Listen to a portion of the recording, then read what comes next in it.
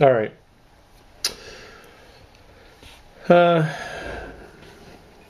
Coming down with a cold. Oh, the mug didn't give me the cold. That's not why. I'm just going to shoot over here and fill up on some water. And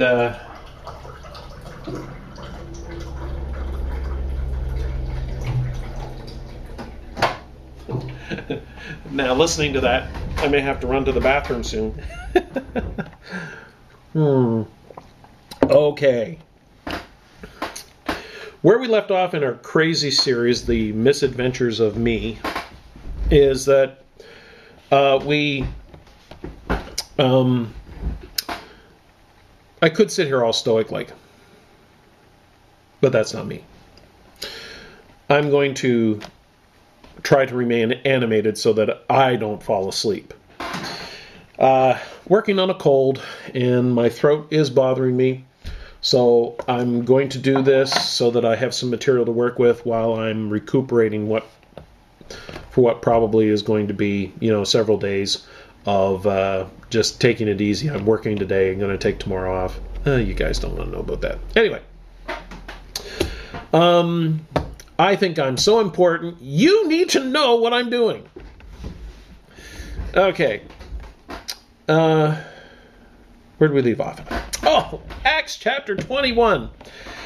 For those of you who've managed to get up to 006b, uber observant Jews, I am sure that anybody's gotten that far, unless they're really lazy, has gone to their Bible and has opened up Acts chapter 21 to see what comes next. Because I think in the last video, I basically state, okay, what happens after this? What does Paul do now that he's had these Jews who believe in JC and are zealous for the law? The elders in Jerusalem are bragging about all of these Jews who are zealous for the law, converging on Jerusalem for Pentecost, big charismatic conference.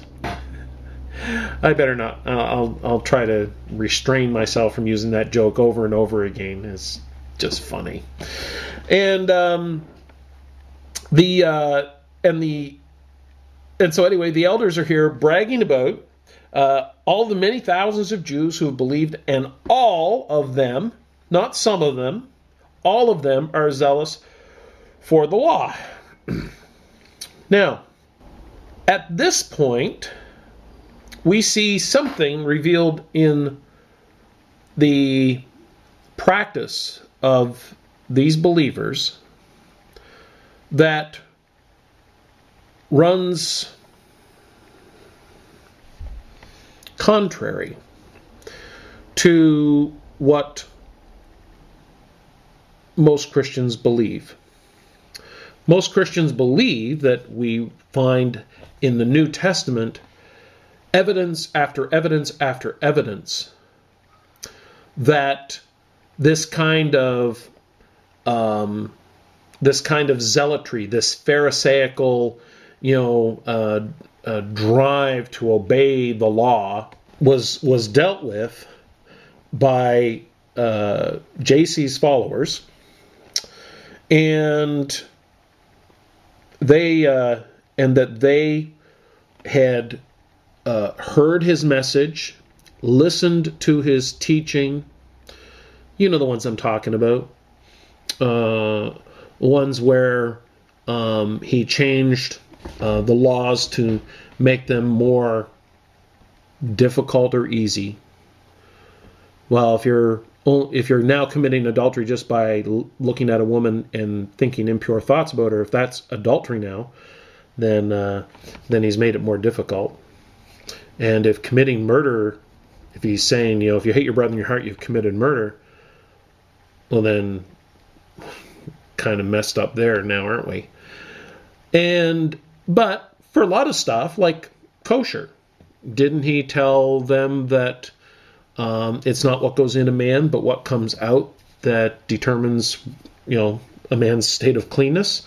And doesn't Doesn't it say in Mark that by him saying this, that he declared all foods clean, and they understood this, that now they could eat whatever they wanted, and it would be clean for them, that they didn't have to follow the strict dietary requirements laid out in Leviticus. They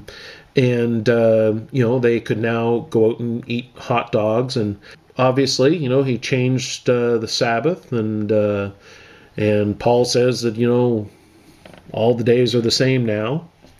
So, certainly that is the image and the picture that many Christians have of what happened in the New Testament.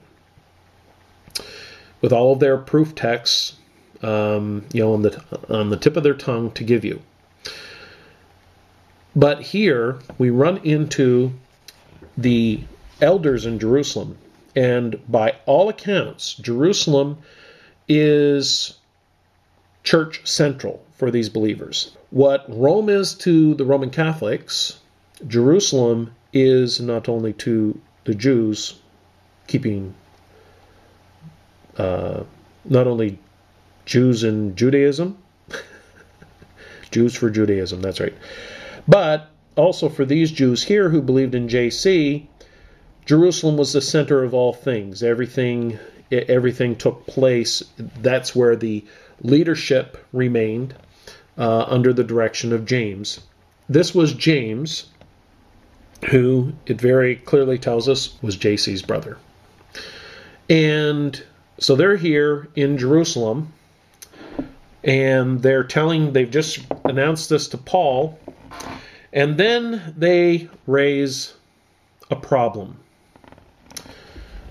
Verse 21, they have been informed that you, Paul, teach all the Jews who live among the Gentiles to turn away from Moses. I don't know if you can hear that. The squirrels.